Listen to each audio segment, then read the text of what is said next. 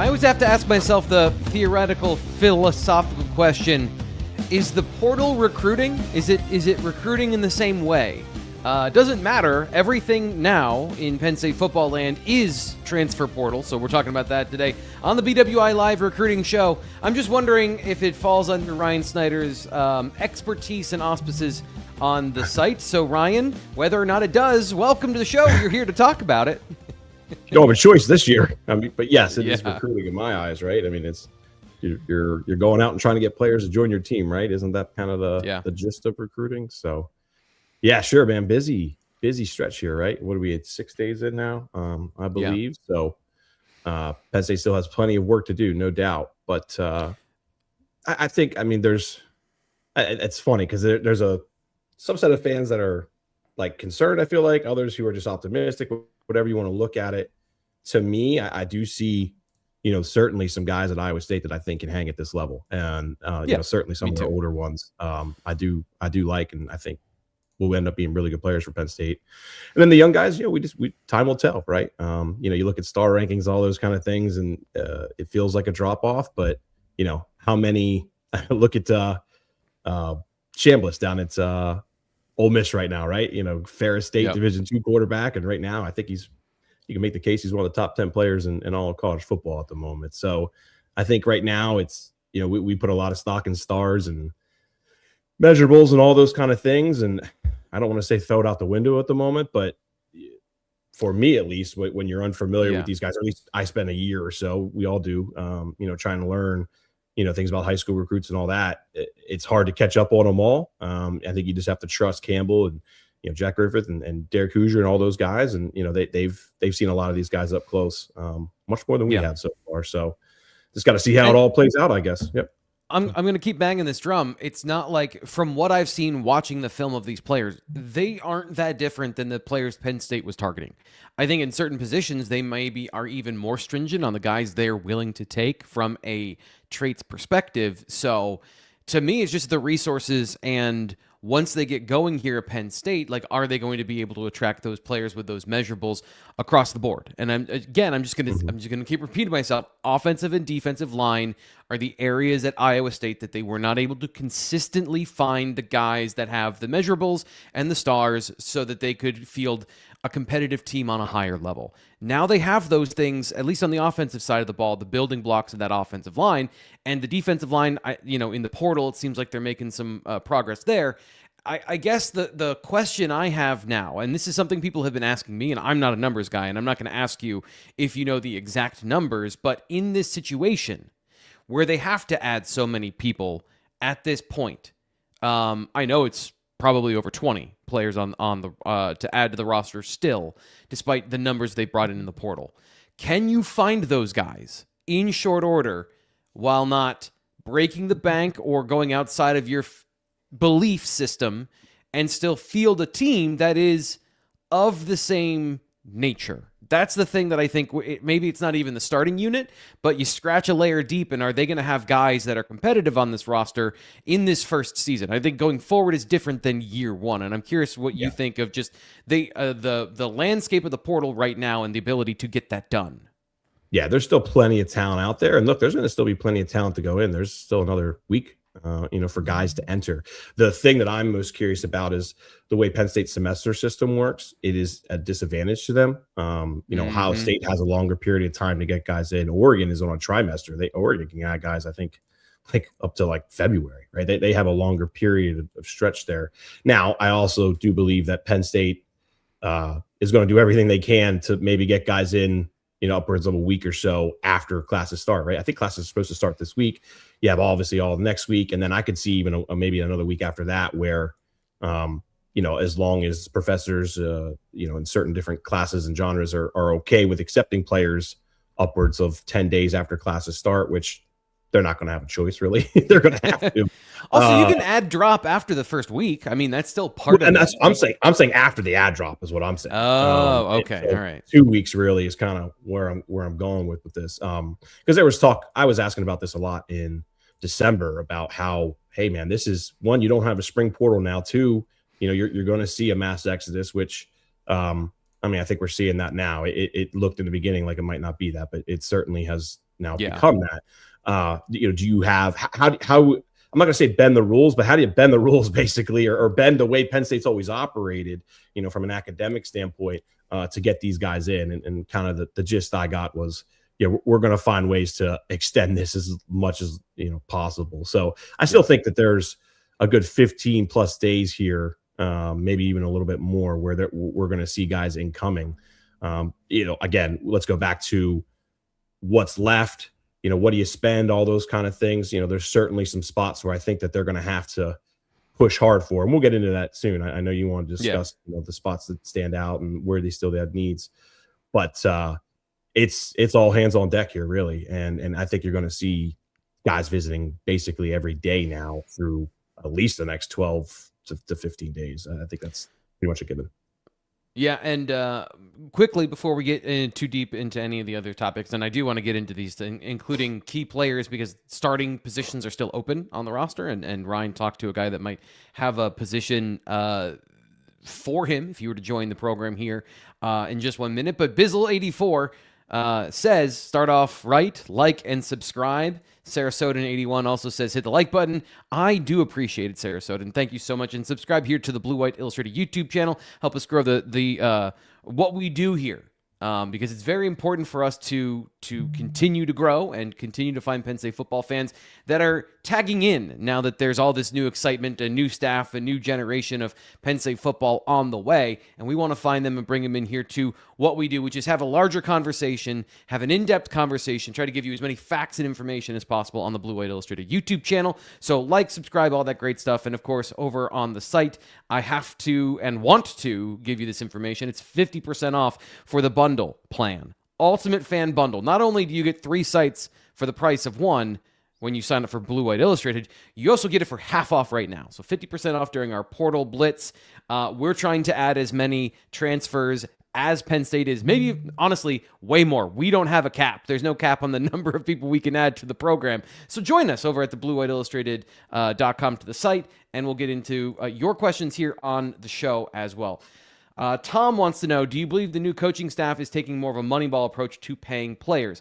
It's a little early for me to tell on this end from this perspective of who they're targeting, what they're targeting, and how. I will say, of the success rate in retention, and I said this before, safety and linebacker were their 2 weakest areas of retention. Now, Dex leaving was a big deal, I think, for that room. A lot of people were very close to him. He was a guy that I think everybody in the program really liked. And so that I want to have that be a factor here in the conversation. But also, if you're building a team and you are going, and I'm not even going to say a Moneyball approach, but an NFL roster approach of here's how you build a roster, prioritizing areas for your team, linebacker and safety are on the lower end, despite their importance to the gut of your defense of being good. The players to be good at those positions, you don't need the most elite athletes in the world. You can get 80% of what you can get from those positions with guys that are really good at football and not maybe the top tier athletes. So corner, defensive end, defensive line seems to be where they're targeting. So I'd say there's some indications, but it's entirely too early to say that's absolutely what's going on here. Ryan, do you have any thoughts on Tom's question there? I agree with all that. I mean, I think it's all a Moneyball game. Every school's playing Moneyball. I don't know. I know that's a generic, simple way to look at it, but that's what Franklin and his staff did. That's what all these schools are doing. Now, there are also some, Texas Tech, Oregon, others. There's others too, of course, that, they have this excess pile of money on the side that they can be a little more aggressive, which, by the way, Kenny Johnson, Dallastown native wide receiver at Pitt going to Texas Tech, that didn't surprise me. He's a good player, but quite the rise. A little surprised. Yeah. I was like, wow. Okay. I mean, he was a guy that Penn State didn't recruit famously on this show. Recruited, we talked but a lot didn't about push it. for as hard as I thought maybe they would at one point. And you can always look at hindsight, right? But anyway, I just was interested in that. But I agree. I mean, they absolutely need defensive tackles. That's been a sore spot on this lineup, I think, for a long time. And, they're certainly doing that. But, I mean, how many did they lose at this point? I think they lost 5, and they brought in, so far? 4, I want to say 3. No, 3. And then we'll see maybe with the guy we're going to discuss next. But, they need edge rushers. There's a lot of things that they need. And those are obviously the positions that are most coveted. So that will be interesting to follow down the stretch.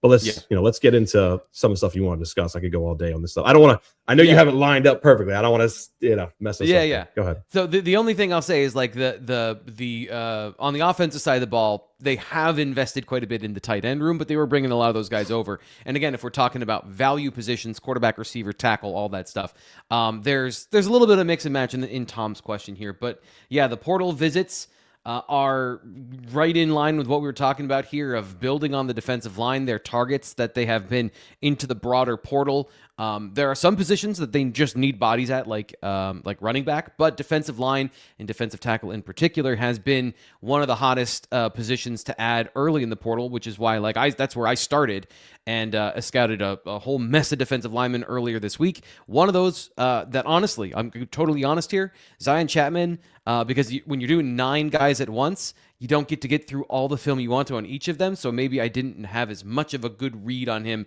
early, but I'm excited to discuss him now after kind of a second round. But more importantly, you got to talk to him. So what did you take away from that conversation about his visit here to Penn State earlier this week? Yeah, certainly a player I think Penn State has a really good chance with. First off, Allentown native and a guy that, admittedly said, being a PA guy, this offer does hold some weight. But he's not going to commit quite yet. He's going to go to Oklahoma State, I believe, starting tomorrow or Saturday. And look, as he should. The portal is a free agency of sorts, right? I'm a diehard Phillies fan. JT Realmuto hasn't signed with the Phillies yet. Why am I upset by it? I think he's trying to maximize his money, and I think that's what a lot of other guys are trying to do. And Xion probably makes a lot of sense of what he's trying to do at the moment, because I do think he's a take for Penn State, and I do think there's a real good chance they add him. So why not go to Oklahoma State, see what you got down there, and plug away at the chipping away at each school as far as financials and all those kind of things. Oklahoma State is a really interesting one, and I guess their defense is going to change. Yeah. Certainly, it'll be interesting. I don't know a ton about how they work defensively. I know offensively, North Texas was awesome last year. But to get back to Xion, though, I mean, this is a guy obviously went to 1 year at Lackawanna, and Deion Barnes went and scouted him last year during the spring evaluation period, and I think there was a lot of interest from the previous staff. Look, he took official visits to Mississippi State and Ole Miss last April. And this is a guy who, picked up a FIU offer right after his season at Lackawanna.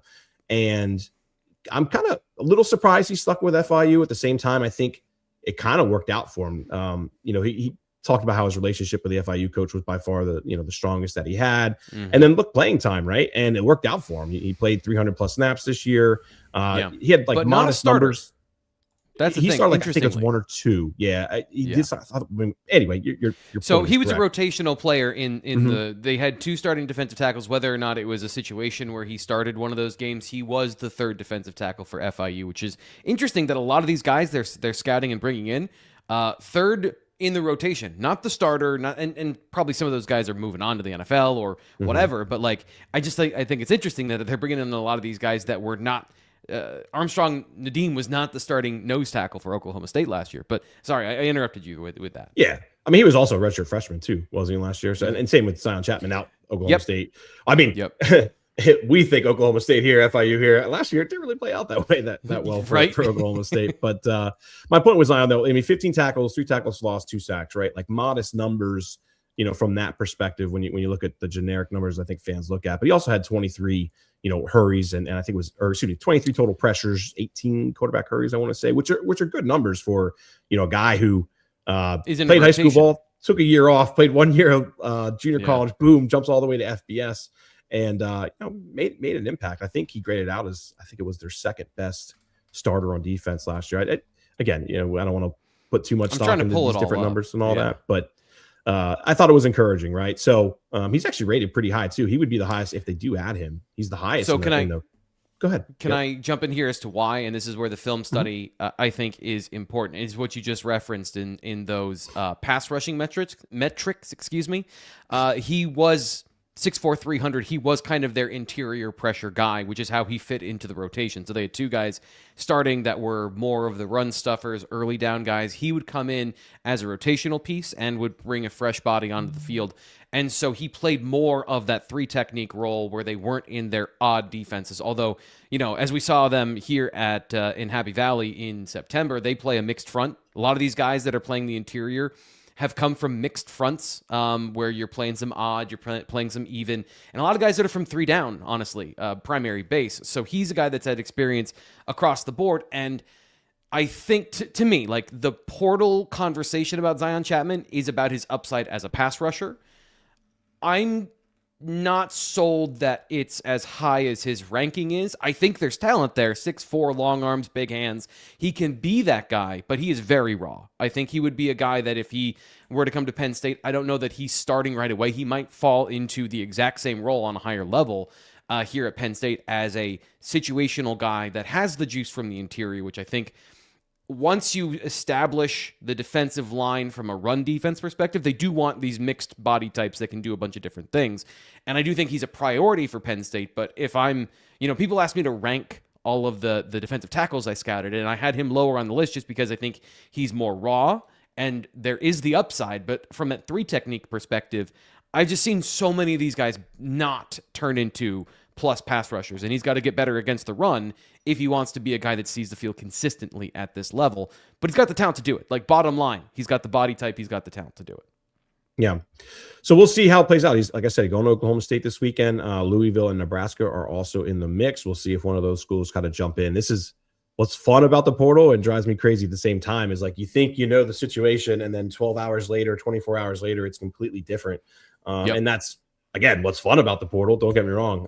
It makes it, I think that's why fans love it. And, that's why, so many people are trying to get this information right now. But for me, I say I'm pulling my hair out. I don't have any hair. That's why I wear hats all the time on this show. But, it's just an interesting one to watch. So there's going to be guys who come in, guys who you ever going to embrace it? You just going to embrace it at some point like me? No. Okay. 37, man. I can't do that yet.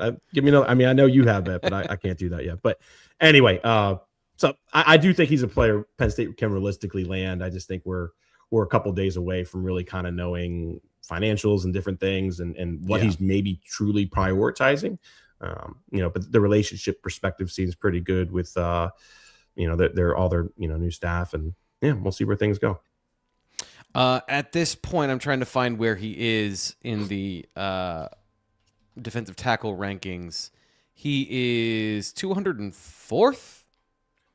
No, that's overall. That's national. That's overall. That's national. Yeah, that's national. He's like 16th, I want to say, something like that. Yeah, unfortunately, they don't have them ranked individually here on the On3 transfer portal rankings for like the individual position. They just have the overall. Xavier Gilliam's up there pretty high, 66th overall, but he's like the 6th or 7th here on the defensive line. And look, he's a young player who played at Penn State, and again, like Xavier certainly had his ups and downs. Don't get me wrong, but you're trying to judge a freshman compared to a senior and, their productiveness and all those things. But obviously we all know that, these young guys are going to get better. And that's why I think, you're seeing Chaz Coleman be ranked so high, Xavier Gilliam being ranked so high, and, some other young guys. So it's not easy to do these.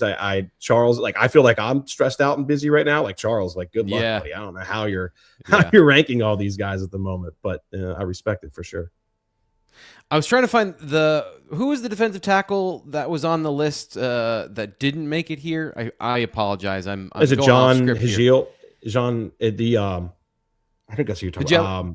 Tulsa Higel? Yeah, I believe that's what it was. Yes, the defensive tackle. He was one of them, and then another one that was on the list who was from Tulane, the Tulane defensive tackle. I thought he was the best 3 technique potential of that group. But I think he committed somewhere else. No? Higel just committed to Indiana. I don't know, man. There's so many damn names out there right now. Honestly, I don't know. Like I said, I'm going off book here, but I was just thinking about this defensive tackle position because they need to get another 2 or 3 bodies.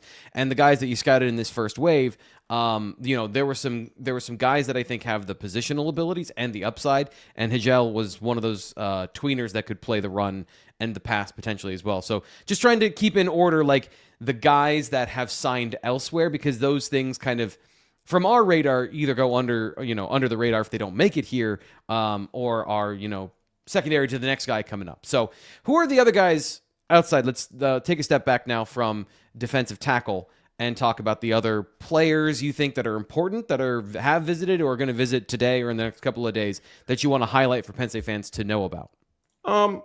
Look, I mean, secondary has to be a spot. I assume you want to talk about that. I mean, that secondary feels like a spot that they still need additions for. One guy we haven't talked about a ton because he didn't visit yet is Jeremiah Cooper, another former Iowa State player.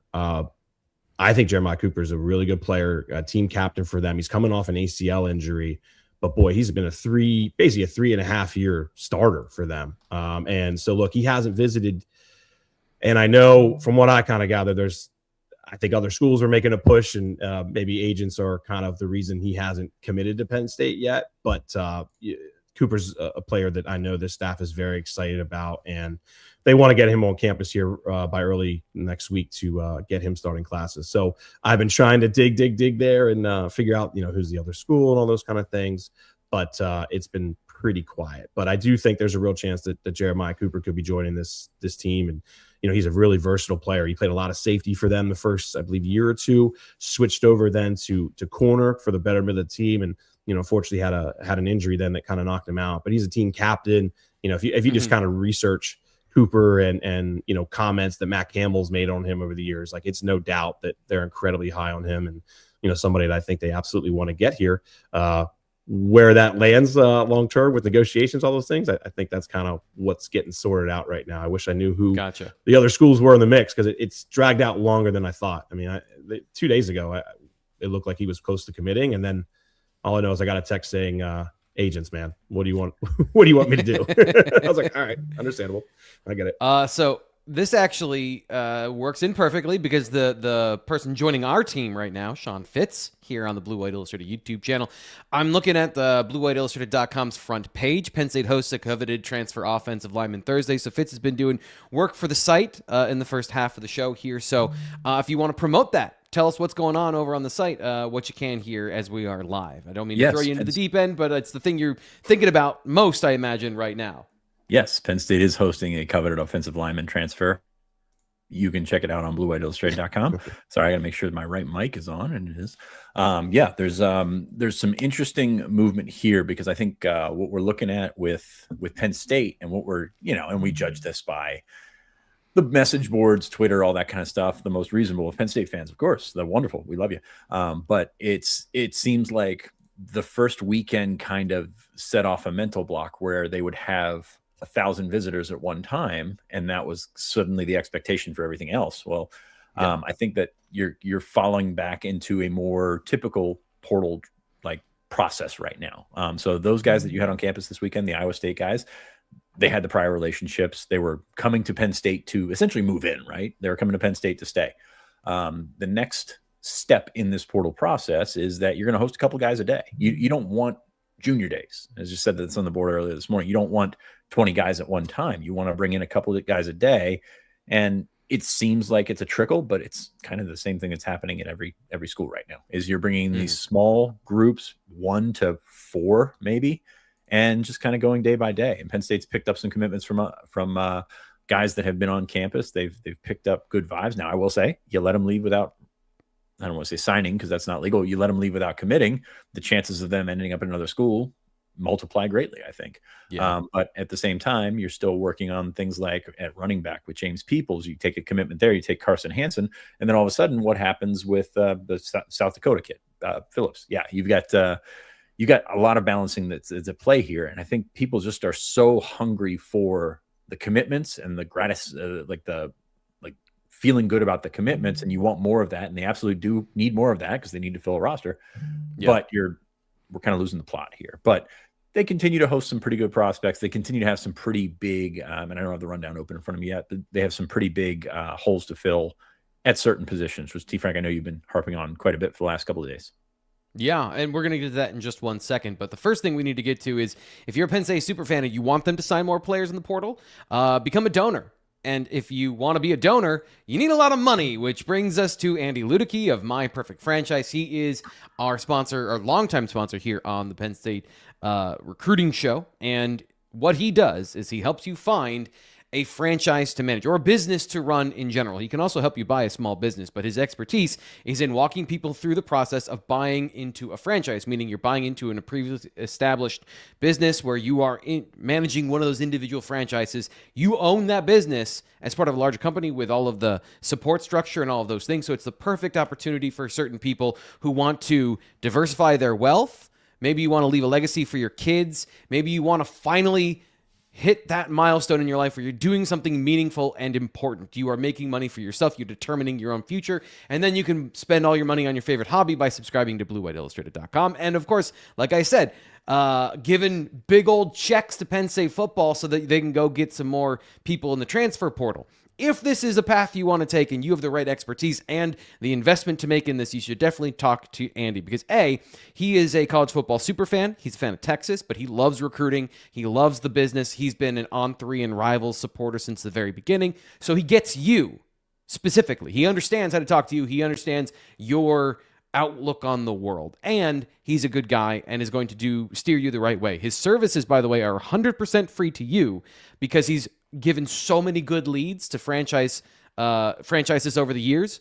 And so he's going to walk you through the whole process from understanding what you can manage, what your skill set is, what your financial situation is, what you're interested in, and then walking you through the actual process of like, this is what this document means. This is what this clause means. This is what this meeting is. This is who this person is when you go to actually meet the CEO of the company whose business you're trying to buy into. All that. If that sounds like something that's exciting to you, give him a call. 404-973-9901 or Andy at myperfectfranchise.net to get on his calendar. That's Andy at myperfectfranchise.net as his email. Thanks to Andy for being a longtime sponsor here and supporter here of the Blue White Illustrated YouTube channel. So let's get into that, Fitz. Let's talk about positions that need work still so far, because we talked about like they still have a good number of these positions that need to be filled, good number of players they need to get in. And so I wanted to go down the list of what you guys think are the major positions that need help. There's still work to do across the entire roster. You could probably say all of them. But let's go around the room. And Fitz, I'll start with you. What position do you think it comes directly to the front of your mind as far as they need to get bodies into the building and they need to find the right players at this position? Yeah, bodies into the building might be a little bit different because it's probably the most active position they've had so far, and that's defensive tackle. You're just, I don't want to say you just gutted the room, but you're losing a lot of guys, and that's not just Gilliam, who's a big loss, but like Owen Wafel played snaps. Randy Adarica was going to play snaps. You're looking at guys that, weren't potentially starters, but as we saw this year, you want to have 5 guys ready to go. Maybe, 6 would be great. So you're able to retain Quinn Blanding. That's a throwback right there. Ty Blanding, Quinn Blanding, a little bit before your time, former Virginia safety. That was Virginia used to get 5 stars, man. That's how far we've come. But Ty Blanding's coming back, DeAndre Cook, Liam Andrews. But then you go from there and you've got Keanu Williams committed from UCLA, Elijah Carnell from Iowa State. And by the way, I'm getting all this information on the portal hot board, which is on our site right now. Nate is quite proud of that. It's actually really useful in situations like this. But you've got an opportunity in Armstrong Nodwim, as we continue to add guys that have names that are hard to say. You just need beef, right? You're looking at fixating, or you're fixated on size, but also you're trying to free up everyone around you. So Tony Rojas is looking at this news and smiling. Amari Kendall would have really loved to have a couple of 320 pounders in front of him taking up blocks. And, that's the kind of thing that I'm looking at right now. So that defensive line as a whole, as we've seen in the playoff, makes a massive difference. I'm not quite convinced Penn State's where it needs to be. They've got some pieces to work in the right direction, but they continue to push hard at the defensive line, as they should, because that is going to be the separator. And we talked on Tuesday's show a little bit. I know Ryan Sheard's in the comments here. We talked about that a little bit. Iowa State didn't bring defensive linemen, aside from Elijah Carnell. So they're not building up front through these guys that they've had for several years. A couple redshirt freshmen and Trevor Burr on the offensive line, but up front on both sides, they are, I don't want to say scraping, but they are trying to turn over rocks and find guys that can play here. And that's going to be sort of the measure of this portal class, I think, because we've set for lack of reason, we set the Iowa State guys aside because it's like implied that they were coming anyway.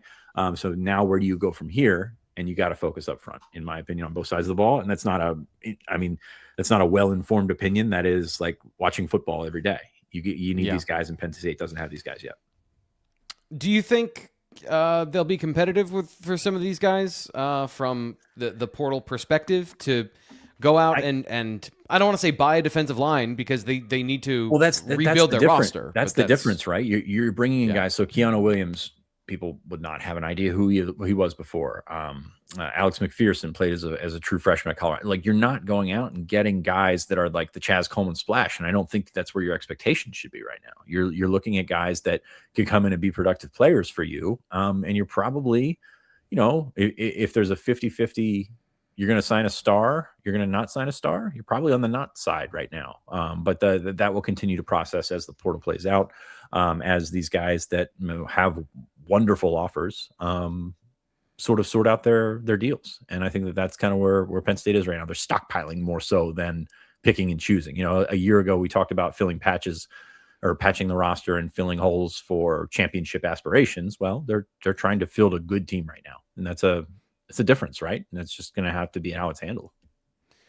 Ryan, what position do you think is important that they get some guys in for visits and the right guys to make an impact on the roster right now? All of them. Now, let's get into it. So here's what I'll say. Like, if you look at quarterback right now, I think a lot of fans are like, "Oh, you look good there," but it's also, remember, a redshirt senior in Beck and then a bunch of freshmen. I think it would not be a bad idea for them to try to find somebody. Looks like they're kind of looking FCS strikes for that to meet in the middle there. Somebody who's played before in case Beck gets hurt. Obviously, he's coming off an injury, by the way. Who could help in that situation. So I think that's something to keep an eye on. I would also add receiver too. And again, you look at the numbers. Okay, they've added some guys. That's good, but you got to remember. I think it's 2 seniors, and then everybody they retained is freshmen, right? Kobe Howard, Otten, Lyric Samuel, Peter Gonzalez, right? I think those are the kind of the Kobe's going to be a sophomore, but and Peter Gonzalez is going to be a sophomore. Oh, I'm sorry. Yeah. Okay. Did Lyric Samuel? I must have missed that one. He's not announced anything yet. He was just kind of riffing there. So you have Chase Soule. Yeah, I'm sure he's going to play a lot. Brett, is it Escudon? I don't know exactly how to pronounce it. But I usually follow up on the last name, but Brett really gave you some issues there. Yeah, so juniors and seniors, right? And then you have a bunch of freshmen you brought in. Brokens, you got Zay Robinson. My point here is they definitely need some more experience. I feel like in that position there. Yeah, you have 3. I think you have 3 guys you kind of feel pretty good about. When you add in Kobe Howard there with the 2 Iowa State guys, but I think that's why you're looking at a Noah Rogers, for example, who visited earlier in the week. Of course, they'd love to get Quincy Porter on campus. We'll see what happens there. But again, I know there's not exactly what you're asking, T. Frank, because there's definitely positions that need more numbers. But I'm looking at positions that, okay, you have it 80% figured out. Where can you perfect it? Now, here's the problem. I don't think they're going to perfect every position, right? There's going to be holes still, and that's just what happens when you have 44 outgoing scholarship guys now. I think it's 48 or so if you include the walk-ons, and remember this was a senior heavy team, right? So you got a lot of guys out of eligibility as well. So I'm looking right now at where can they perfect things, and it looks like they're certainly trying at wide receiver, but that's one that stands out to me just because, again, I see some guys who certainly have experience and I think can contribute, but it really drops off there when it comes to the unknowns, and that's an important position. You're bringing Rocco Beck in for a reason, and I think a lot of fans. It's funny because some fans are like, "Nope, win right away." This is what Pat. This is why we made this. 10-2. Wants to win right away. Yeah. It's the money. The money era. You can do it. Signetti, yada yada yada. And then there's another set that understand there's going to be some rebuilding here. So it just kind of depends on where you fall in that mix of what your expectations would be. But if you're bringing him back and you're losing Grunk, you want to win right away. And to me, I think you need a little bit more receiver right now. And I think that's what they're trying to do. Yeah. I want to say the guys they have on the roster that have agreed to stay fit what they want from the position. But like you mentioned, vastly unproven. And you still would prefer to have 3 guys or 4 in a receiver position that have a little bit more on their resume, especially because I don't know. I kind of downplayed Tysier Denmark as a slot receiver yesterday, but at the same time, you want to have a slot receiver when you want to go 3 wide and you want to play 11 personnel. And so, like, is that going to be Kobe Howard? How does Peter Gonzalez fit into this? I think he's still an outside. He's an X or a Z in most offenses. So I agree. Like, bringing in a Noah Rogers or maybe some of those other players in the portal that Penn State has been linked to would really help with building the identity of this team, given what they've done at tight end and complementing this passing game. Which brings me to Fitz. I know you and I have talked about this position quite a bit, is the offensive line. I don't see a guy that can easily and obviously fit at center. And so from there, you've got potentially a starting position open. And then I know you wrote about this. Do you trust Owen Alcini at left tackle to be your left tackle?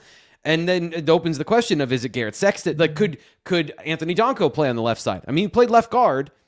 The differences here are just like which side you're going to be kick-stepping to in a lot of different ways when it comes to the offensive line. Donko is clearly one of your most athletic and powerful tackles, and if you want that strength on the right side. Traditionally, that's how offensive lines are built, but you got to start with protecting the quarterback, and Donko, is he the best option there? And then what happens at right? So there's still some things to play out on the offensive line. Like spring ball, that needs to play out on the offensive line because you've got guys like Cooper Cousins. We talk about needing a center, and we've always talked about Coop as a potential center. It's like, how do you fit that in? How do you figure out where Trevor Burr lines? How do you figure out where does he line up? So you've got different ways to play it. You've only got 15 practices in the spring. You've got some lead up time to figure out kind of what these body types are and how these guys fit. I'm curious, and this is kind of going back to the original point of he didn't bring frontline guys from Iowa State other than some really, really big and some decently touted redshirt freshmen. Like the guys that he brought seem to fit kind of what Penn State has done in the past. Like, so I think they can fit into that room. Now, I think just kind of on the basic like pen and paper here, they had, I think, 25 offensive linemen on the roster. Now they had some walk-ons, whatever, but there's 16 right now. So like you're going to 15 or 16 right now. So you've got to build numbers, and that's not all coming from the 2026 class. They've got a couple of guys in there. Mason Bandauer is a guy they're pretty high on. But you're looking at the potential to just, I don't want to say take deaf pieces is the wrong word, because again, we take everything with a negative connotation, but take guys that you need to fill out. Where I'm fascinated here is the middle of that roster. So you've got a bunch of seniors, you're bringing in a bunch of the Iowa State seniors specifically, and then you've got a bunch of young guys, redshirt freshmen, sophomores. But that junior sophomore class in college football gets caught in the middle, because if you look at the outgoing guys, especially outgoing guys that probably weren't going to contribute much, Dakari Nelson's, you got guys that really weren't, fitting onto the field. They're in that middle ground where you've spent a couple of years here and really haven't contributed at the starter level. And hey, Dakari was a very good special teams player. Some other guys fit that mold. But that is sort of the black hole in college football, is that redshirt sophomore, junior year. Yep. It's kind of like your second round QB, right, T. Frank? It's like, do those guys really exist? And how do you build a roster that you need to get to 105, and they'll get there eventually?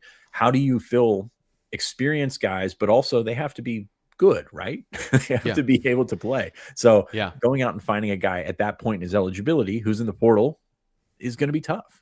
So I'm just fascinated. Despite how many of them there are, right? The funny thing is, like, all those are the guys that go into the portal, but also those are the guys that you do have questions of, can they play at this level? Because they haven't, and they're at a certain age in their career where maybe they do, maybe they don't. And the guys who do have playing experience start to command a lot of money. And so, like, there's a lot of balancing acts here. It would have been nice to have like a full class of 2026 to have in this conversation as well, even if you're not talking about those guys to be starters, but just to have those guys at the bottom of the roster for special teams and for, depth purposes and for the future. So now you're trying to build both at the same time.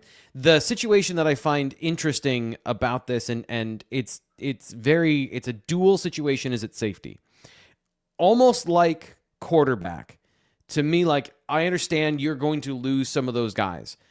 Belgrave Shorter leaving, I think, was a big problem for them. And obviously, King Mack is a surprise. But if you were able to retain Dejon Lane, you would have, with the guys they brought over, 3 safeties. And you want to have 3 safeties in any defense, whether or not you play 3, because those guys are going to rotate. And you'd like to have the athleticism of Dejon Lane with these guys that are bigger and maybe more, especially Marcus Neal, the highlight that everyone wants to talk about is the junior that's going to be really good. He's more of a box safety. You want to have guys that have the flexibility to do a bunch of different things. And so Lane leaving, to me, is almost like in the retention grades of, like, if you kept Ethan Grunkemeyer, it would have been an A+, like unheard of. But when you lose him, now you don't have anybody to fill that middle void of the next year or the backup or somebody who's going to be a super reliable, we want this guy on our roster. And so Lane was the last guy and really the most important to keep, and losing him, I think, at safety brings up a lot of questions about how you're going to fill out that room with somebody who is both athletic. I still think that's the biggest thing for me at that position, because you got Vabu Torre, you got Marcus Neal, you need somebody else to be on that athleticism, fast side of the spectrum, and then, with the experience to make all that work, but isn't going to be a starter at this point. So like you just said, that's a tough one to fill when Lane decides to move on. Yeah, and you've got conversations where, we talk about being good and being good for a freshman. Well, I love Owen Alasini as a potential left tackle of the future. But you play games before the future, right? You play games in 2026. And could he play in 2026? Very possible. I mean, he's a really athletic kid, and he played in a couple of games for Penn State as a true freshman, which is pretty impressive for an offensive tackle, especially one that's, came in under, I don't want to say undersized because he's 6'8", but, with development left to go. And that's why losing a guy like Boyer, who is one of those guys who's going into year 3, hadn't played, but also kind of penciled him as left tackle next year. So you've got those guys that are on the roster, and that's, that's just college football. This is why there's a stark difference between here and the pros, is because your developmental curves are so different, and you've got, different levels for different positions there. So I'm very curious to see, because I think there's a bunch of guys like that, a bunch of guys that, Penn State fans, and once they leave, people are going to thumb their nose and say, it wasn't a big deal. But there's a lot of guys on this roster that are outgoing, that are like, maybe not the frontline starter, but like could have been there, could have gotten there. Lane's a great example of that. I think Chaz Coleman and Xavier Gilliam are kind of outliers, but there's some guys like Michael Troutman transferred or announced last night that he was going to transfer. Was he going to play in 2026? Probably not, but he was going to have an opportunity to reinforce that offensive line, provide some depth. Lambda made a point here a little bit ago about Dom Ruley, asking if he had another year left. He does have another year left, and that's another sort of level to all this. Is like, okay, so you bring in Trent Fraley came in the other day. Now he committed to Michigan State yesterday. He's a FCS center, so undersized. he looks like Hank. He's got the short arms, but he's a baller. He's a really good player. But like, coming from that level, you don't know if that guy's going to be better than Dom Ruley. And it's not a shot at Fraley or anything like that, but Dom Ruley's been in a Big Ten, top of the Big Ten program for several years, showed the Pinstripe Bowl that he could hold his own. So I'm very curious when these guys get here. It's like, not to bring everything back to the video game, but you bring in a guy, you bring in a recruit or whatever, and you don't know his rating until he gets there. And that's some of those guys that you bring in that'll be 4 stars are going to have ratings in the 60s. Some of those guys that are 3 stars are going to have ratings in the upper 70. It's one of those things where you don't know how it's going to fit until you see them. You think because you're pretty good at evaluating. I think the staff has proved that they're pretty good at evaluating, but you don't know until they get here. So that's kind of the apprehensive part on my behalf, is like, some of these guys sound really good. Maybe they don't make it. Some of these guys we're not going to talk about much this offseason. Maybe they're starters in 2026. That's what makes it fun, right? That's what makes it worth following. Everyone loves the surprise. That's the beauty of all of the scouting, and then suddenly it's a 79 rookie that you found. And that's also why I used to go through the draft and then quit and then go and write down every single guy that was a steal in the 5th round in Madden, and then draft those guys, and then have a 20-year dynasty where I found every single good football player. Sean, you do know there's a scouting button on recruiting in NCAA, right? You can figure out their rating. Sorry, go on. My bad.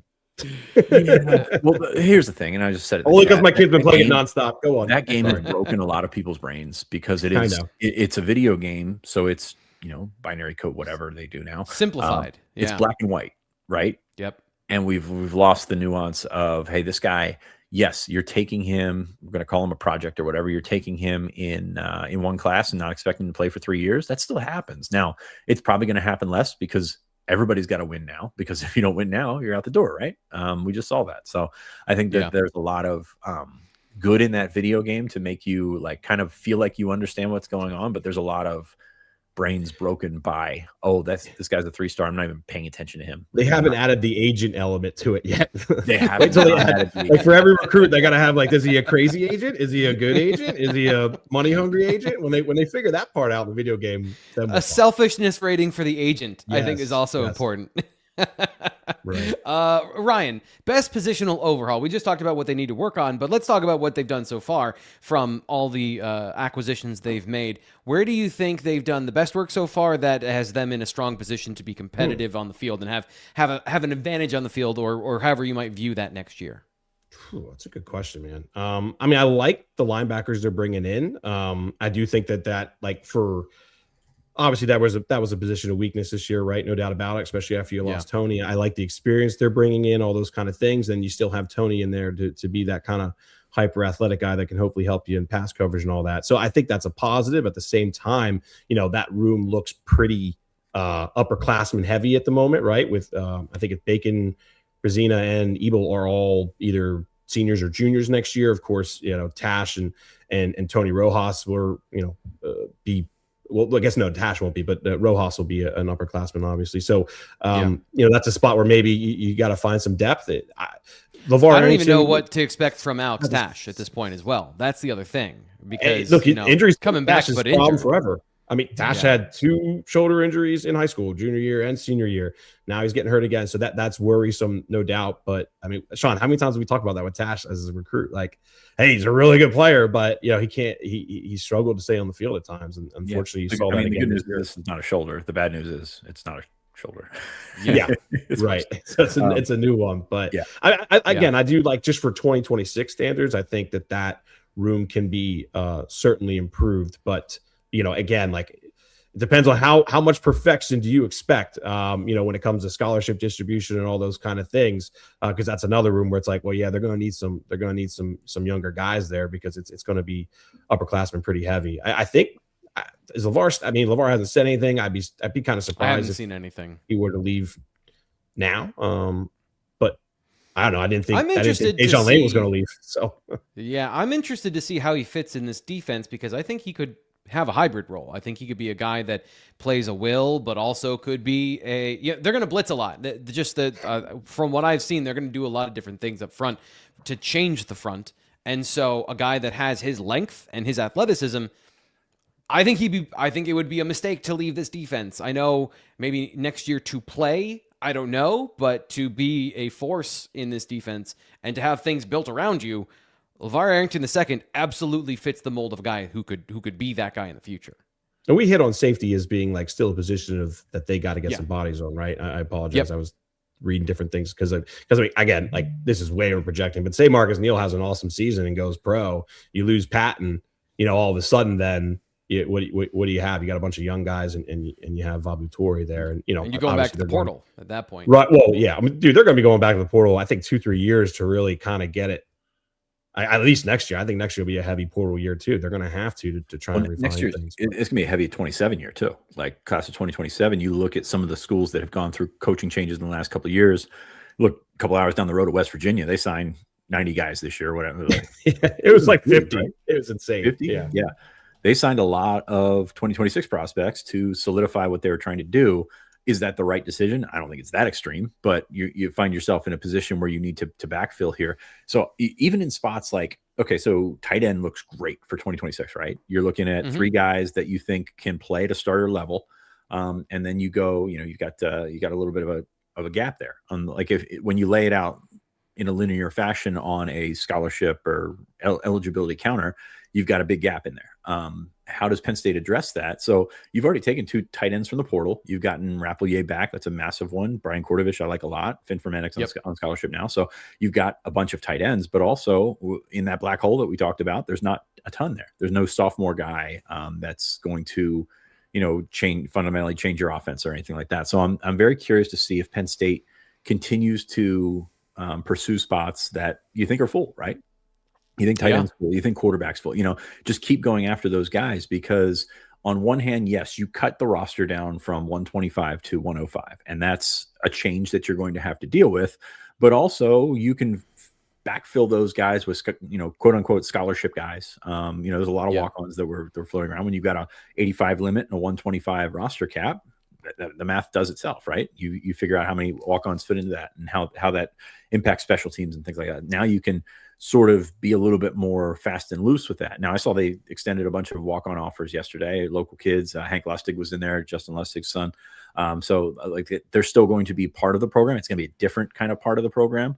But you look at Penn State's roster, and in my mind, and this may have been coming from a previous staff, but looking at that 105 number, you're also you're probably looking at having 95 guys that are your squad, and then you're going to fill out the rest of the way with special teams guys, with walk-ons, with guys that can help your program run, not necessarily play on the field. So I'm curious how it's going to be. And plus, there's going to be massive turnover every year with the portal. I mean, these guys are free agents every year now, right? So you've got an opportunity to still do some of the same things that you have done for 60 years, but at the same time, it's a bit different than, Joe Paterno bringing in a class of 40 guys, 40 scholarships every year, and then sorting them out. That's another thing. And we talked about on the show the other day, and we talked about on the site a little bit last night, is Matt Campbell gets his 2025 class redo, right? You can go through and evaluate the guys that you brought in as freshmen and see how they're going through a year, and he won't get them all right, won't get them all wrong, but he brought a certain amount of redshirt freshmen with him. So this is him getting to the end of year one, or the end of 8 months or 9 months or whatever that was, and saying, okay, well, this I want to take, and these other guys, I'm sorry, good luck to you. But that's you're in a great spot at Iowa State. We think that's perfect. I think for you. Any coach would love to do that. Any coach would love to go through the recruiting class a year and say, we got this right, we got this wrong. You can't do that because it's not the way it's done, right? But Matt Campbell had an opportunity to do that, and now he's bringing along a bunch of redshirt freshmen, many of which are not going to see the field this year, but they skim the cream off the top and take what you can get. David Miller asks a great question. He's just a little bit early in the conversation. He says, when does the 2027 recruitment start? We're going to get to that in just a little bit, but I want to pivot now. A year ago? Sorry. Well, for this team, when does it start? When does our conversation start about it? It starts at the end of the show. I do want to transition into this.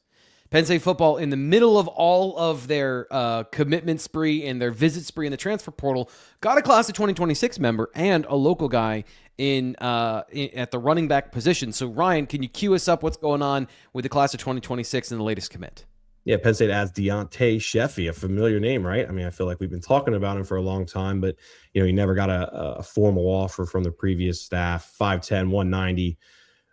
State college guy, who did bump down to Harrisburg for a year for a junior year, and obviously kind of played behind Messiah Mickens, so they used him a bit more defensively, and they used him a little more wide receiver. He did carry the ball down there, don't get me wrong, but that Harrisburg year, just didn't kind of see him progress as a running back, and that's kind of what happens when you come down there and try to play with another top prospect. But 1,600 yards rushing this past season, 26 touchdowns, average about 7 yards per carry. There's certainly stuff there to work with. I mean, Sheffy came to a camp, I believe it was, I'm trying to think here now, I want to say 2023. So what would he have been then, Sean? Would he have been going into his junior year, or no, going into sophomore year, I want to say.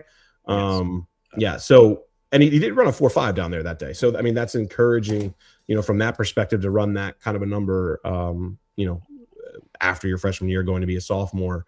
But really since then, I mean, the data's been kind of incomplete. And then, the junior year at Harrisburg was kind of, you didn't get a lot of valuable tape on him as a running back. You got all these other different things. And then, this past year was decent. So, what is Sheffy long term? I mean, I still think that there's a player there. I still think he could be a defensive player personally, but at the same time, I mean, they certainly are bringing him in as a running back, and we'll see where things go, as it progresses. But I just keep coming back to you're at this point in the cycle. You got to just find guys who have some traits that work, but certainly incomplete picture one way or the other, right? Like you're missing data on this, or you're missing film on that, there's a lot of guys. And the fact that I think there's a conversation here to be that he was at a school with a top 4-star running back and had to transfer away to get position time. We didn't have to transfer to that school too. Let's clarify that. I mean, he wanted to go down there to play and win. Right. And I think it hurt him. Honestly, I do. I remember Sean, I remember us talking when that happened, and I was like, this doesn't make sense. Why would he? He's at State College. It's a good school. I mean, it's a 6A school that goes to the quarterfinals just about every single year. Like, he was going to be the man, that year. And I think that tripped him up a little bit. But, again, there's some measurables and things there that work. There's a lot of progression, a lot of growth that has to happen. But, when you're January 8th and you're at what would have been 12, I think he's the 13th. I think they're taking guys that they can, as far as like, look, we see some things here we like. Time will tell how they progress and all those kind of things. But that's kind of how I see it. Yeah, I just wanted to put this back up here again, read it off for the podcast audience who don't get to see this. For Penn State, the 3-star running back. And this is one of those auto sort situations. So the industry, 1,200, 73 overall at running back, PA's 34, roughly the same numbers for rivals for our ranking of him internally. And so that kind of, I think, does paint the picture of what Ryan just said about kind of the inconsistency in his career of transferring and not playing running back for a year and not having that tape, but also being 5'10", 190, not being 6'1", 215 pounds in high school, to have that obvious, overt, this is a college body type, to be like recruited based on the looks like test. And so there is an aspect of that as well. Fitz, if you could, I'll filibuster here for a second, give you some thoughts on this, but just off the top of your head, if you can remember, like, where was this running back room when this was part of the conversation? I know I obviously can remember that they had Messiah Mickens in the class of 2026. Was he the only running back at that point when Sheffy was being recruited? Because I know that 27 rolled into it, and the fact that they had so many guys from 2025 as well. I'm trying to remember if there was a numbers crunch that would have been like, well, he's a good guy, he's a good player, we could take him, but the numbers on the roster didn't make sense for the previous staff, and now obviously everything's changed, so the numbers make more sense. And I'm asking this obviously driving at, like, is Penn State reaching here because, as Ryan said, they need bodies, or is this a guy that you think can long-term be competitive on the roster? Maybe both. I mean, I think that you look at his tape and there's some good things there. He's got the athletic base, and, it always helps to take a local kid, right? I mean, you're endearing yourself to, State College in the area and everything like that. And, it's not like he's, mentioned a couple of guys that they've asked to walk on. It's not like he's that level. Like, he's kind of in between there. He's committed to Syracuse, got a Missouri offer. He's been a pretty good player for them for a long time. That year at Harrisburg, I think was kind of eye-opening. And is it eye-opening for, I'm sure it was eye-opening for him. Is it eye-opening for, us? You looked at him beside Messiah Mickens, and Mickens was a guy getting carries, and Harrisburg also had another back. So that was was essentially a wasted year. Not the worst thing in the world for a running back to not have a year of carries, but yeah, that's a different story altogether. You remember back in the class of 2026, Penn State was going through a change of running backs coaches. They were also trying to, and Ryan, I know you tried to say this without saying this, but they also tried to keep Messiah Mickens happy by not taking more guys. And then on top of that, you had Keemon Spell committed, which that was probably the big thing, right? You probably found yourself not wanting to take another 2026 to get in the way of Keemon Spell, who committed very early for 2027. Now you find yourself kind of with nothing. So with neither of those, going to go in this direction. And hey, it's a completely different room now than it was 2 weeks ago. Not sure that Cam Wallace was coming back, but Corey Smith, before the bowl game would have probably come back, and we'll see what happens with his future. I believe I just saw he's visiting Boise State this week. But there was a bunch of young talent there. Really, this goes back to Katron and Nick, right? You're looking at a room that didn't have an opportunity to bust out, and nobody would blame them for not busting out, if that makes sense, because you had Katron and Nick. This is not a situation where, Quentin Martin went for 100 yards in the bowl game and did a very good job. Nobody's clamoring for Quentin Martin in September. Well, I guess September, the RB3 conversation. I've completely forgot about that. Yeah, maybe they were. Like, nobody's taking starters reps away from those guys, and that's fine. Now you're finding yourself in a time of transition when you got to find bodies is the worst possible term to use here, because again, it brings a negative connotation, like depth and settling and all those sort of things. Taking guys to take guys because you need a number. Let me tell you my favorite exercise that I've done this off season, and that's talking about what's available in the class of 2026 still. And our industry rankings, Rivals industry rankings, go up to 404 stars. Why is that number? I don't know. I don't do the math. I don't do math at all. But there's 7 left. And those 7 are very interesting situations. We'll say this. So number 141, Florida receiver Tyron Horns recommitted to UCF at the Under Armour game last weekend. He was committed to Michigan State. He was originally committed to UCF, flipped to Michigan State, and then Michigan State, of course, went through their thing. And he did not sign in December. Legend Bay, number 171, is a Texas safety. He signed with Tennessee, and then he got released. He's going to sign with Ohio State in February, unless he's a January enrollee. Doesn't really matter. He's going to Ohio State. Number 211, Dylan Berryman, decommitted from Texas. Now he's considering Nebraska and Kentucky. That's a sentence right there. You know, Texas is on a level, and those other schools, while they are certainly on a level themselves, is not the level of Texas. Teddy Gerard's a quarterback from Georgia. He's committed to Notre Dame, but he's a reclass guy. So he just reclassed after signing day. So doesn't really count. Samson Gash, as most of you know, committed to Michigan State. Penn State legacy is going to visit Penn State in January, among some other schools. Number 368, Chase Calicut. He's committed to Georgia, but he's currently facing charges for aggravated assault with a deadly weapon. That one's kind of up in the air, if you will. And then Xavier McDonald flipped from Sacramento State to Colorado the day after the early signing period. So where are all the 4 stars? There are all the 4 stars. That is a hell of a list right there.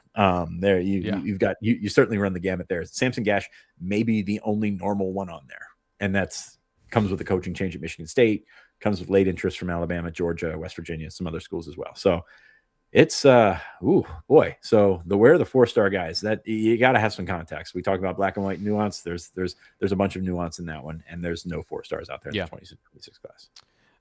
And just to round it out, another reason we need either a very early signing day or a February signing day, one or the other. Yeah, December's so stupid. Go on. And to round it out on Deontay Sheffy here, one last kind of like look at him as a profile. I like his elusiveness. I think he's a guy that's got good vision. I think that fits into what Matt Campbell, of what I've seen of their running backs, what they like is guys that are going to play within the system. And then on top of that, I think he is elusive. He makes guys miss. He's got good agility. You mentioned the speed. To me, it all comes down to, is he going to be big enough to hold up in the Big Ten to be a running back at 5'10", 190? Can he get up to 210? Can he get up to 215? Or is he going to top out at 205? And that does... then those other traits of elusiveness and speed have to be at 11, right? So if you're not going to have size, you need to have some other combination of skills that make you a valuable player when you're in the hole and you got to make guys miss. And so like what you see on film is the elusiveness at that level, the caveat here of at the level he's playing against and all those things. I think there's a player there. It just is there is less of a upside development curve because the guys we've seen from them that they've recruited are all like 6'2", or Quentin Martin being a taller back with a little bit more room to grow. Guys that but there has been kind of a duality there. I should say Abu Sama is not the biggest guy in the world, but had that kind of elusiveness in the hole at Iowa State. So there is a path for him to be a player here. We'll see how all of that works out. And of course, it sounds like what you're saying is he's going to have to get bigger, and is he physical enough to handle being a bigger back? Right? Is he going to be a guy that looks different than he looks currently, right? That's a question that I have. So, hey, one last thing to add on Sheffy too is I think it's important to note though, just as far as his recruitment goes, is he did commit to Syracuse in April 2024. That was before the year he went to Harrisburg. So there was a long period of time because he decommitted from Syracuse, which I don't know exactly what happened there. I don't know if that was Syracuse or him. I'd have to learn on it with time. But there was a long period there where he was committed. Schools are basically looking elsewhere. So I do want to bring that up as far as, how schools maybe viewed his senior year, because he decommitted after or right before signing day. All these schools are full. I'd be curious to know if, maybe he didn't make that commitment earlier, just how people would look at him a little differently.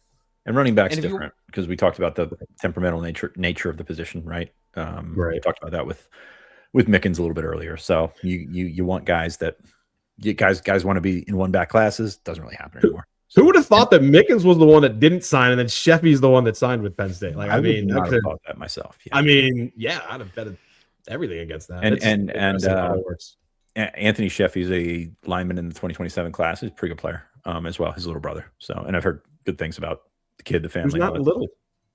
Not very little. But yeah. No, he's not. He's not a little brother. No, he's They've got him listed at 6'3", 295. I don't know if he's quite that big, but he's not a running back. So no, he is. It's always amazing when you got like brothers that have wildly different body types. If you want to learn more about all these things, BlueWhiteIllustrated.com. Subscribe for 50% off for the full bundle. You will get our recruiting information from Ryan, but also the national recruiting stuff, On3, the news from the national side, and of course, everything we do at BlueWhiteIllustrated.com. 5 different reporters giving you information from 5 different perspectives on recruiting, on the team, on the portal, and everything else in between. So make sure you subscribe to BlueWhiteIllustrated.com for more of that. Fitz. T. Frank, we had a super chat earlier. I don't want to ignore any super chats ever. It's not necessarily all the stuff that we can get into, but Kevin asked about the running backs coach. I think, you know, we were having a little fun little round in the chat here about Mike McDaniel getting fired with the Dolphins, which happened while we were live. I don't know if you guys heard that or not, but no, I didn't. It's still churning in terms of NFL guys. So like you're looking at an opportunity, you know, Penn State's got an assistant running backs coach. I think they're still got some lines in the water. And I think those lines, some of those lines are heading to the NFL or pointed at the NFL, not heading to the NFL. So I think that's something we keep watching for and we keep listening for. And guys want to make the best decisions possible. So it's not just holding out on Penn State. It's more holding out to see if they can stay in the NFL. Because guess what? You can golf in the NFL. It's not There's happening. There's no such thing as recruiting. Yeah, there's no such thing as recruiting. So given the chance to maybe stay in the NFL versus come to college, there's a lot of guys that will be like, I feel pretty good about this offseason that I get to have here. So did we answer Ryan and Steven? I'm sorry. I've been doing 4 things while we're doing this podcast. There's 2 other super chats in there. Did we answer them? If they're Ryan, completely. So Ryan asked. Ryan, hold on. Gotcha. Before that, I'll make sure I go and find them. I want to know, like, just the picture as we get out of here. Junior days, what's going on with that? Because I know that's something we don't normally talk about in January. We're at the beginning of January. Okay. Don't know. No, I mean, Sean, I think it's pretty safe to assume they're going to have junior days the final 2 weeks of January. Obviously, the portal is everything at the moment. The contact period opened on Monday. Coaches did not go out, which is not, you know, they got to be here right now. The portal is the most important thing. But you know, as far as guys getting scheduled, how many they're going to be bringing.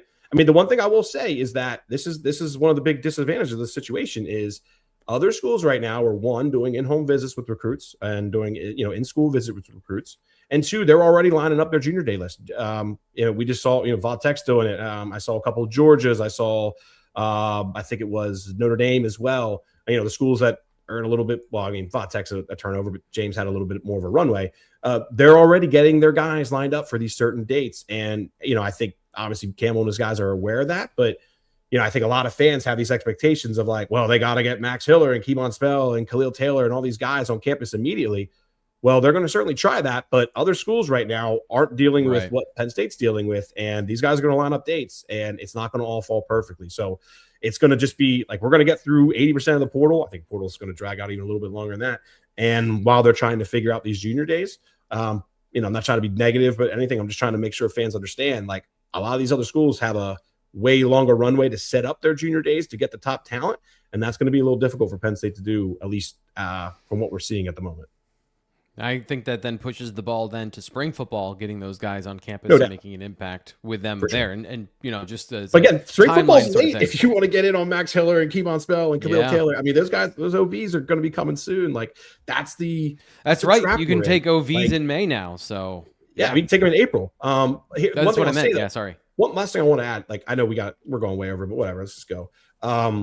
Like one thing I'm very curious to see is how many teams in recent years go through a coaching change and fall in this portal trap where you're constantly in the portal. Because like you look at like Ohio State, Georgia, Notre Dame, like a lot of these schools that are doing well and have had the Penn State model for a long time of building through high school, they haven't gone through these massive changes like this. Like even A&M is one of the few I think that have kind of come out of that in a good situation. But there's a lot of others that have had these coaching changes in recent years and they can't get out of this portal trap. So just something I've been thinking about recently, I haven't done a ton of research on it, but I'm trying to, you know, find schools where it works and where it doesn't. And I'm just very curious when you have 44 scholarship guys going into the portal this year, you can't fill all those needs, especially with no spring portal, you know, now, like how does that impact them in year 2 and 3 and 4? It's just going to be something to watch, but it's just something I've been thinking about over the last handful of days. I didn't find any other super chats, so I apologize if I missed those. Ryan had one. I have him in front of me here. He says, Ryan Shirt, I'm curious to see how Campbell sees the body type of O-line compared to Franklin. You know, do we expect some of the sometimes they hang around. You can answer that if you want to, but that was from yesterday. Well, I just think like the Trout guys, they can only add so much, right? Like Trout had his guys, and sure, they can stack a bunch of weight on Owen Alcini. I don't think that's a good idea. Clearly, they're bringing in, other guys who, are bigger and in Trout's eyes would have probably wanted some of them to lose some weight. So there is definitely a mixed match there, no doubt. But never mind. I guess that was yesterday, so I'll move on. All good. Yeah. That'll do it for this week here on the Blue White Illustrated YouTube channel from the live show perspective. As things break, I'm going to be trying to give you a video a day. I did something that I haven't done ever before because the situation hasn't been right.